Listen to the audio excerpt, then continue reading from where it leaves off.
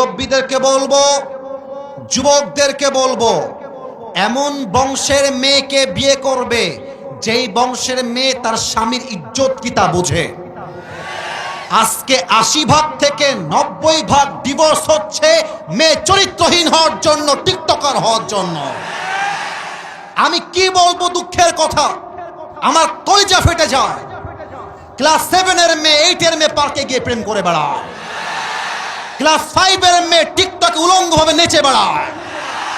আমার অবাক হয়ে যায় এই কথা বলতে গিয়ে। 18 বছর আগে নাকি বিয়ে করা যাবে না, কিন্তু যেই মেয়েটা 12 বছর বয়সে, 13 বছর বয়সে ইজ্জত দিয়ে বেড়ায়, তার আইনটা কোথায় আপনারা বানাবেন আমাকে বলেন। আমি আমার ওয়াজে স্পষ্ট ভাষায় বলেছি, বিয়ের ক্ষেত্রে আইন চেঞ্জ করতে হবে। 18 বছর নয়, মেয়ের বয়স হয়ে গেলে চরিত্রবান যুবক দেখে বিয়ে দেওয়া লাগবে।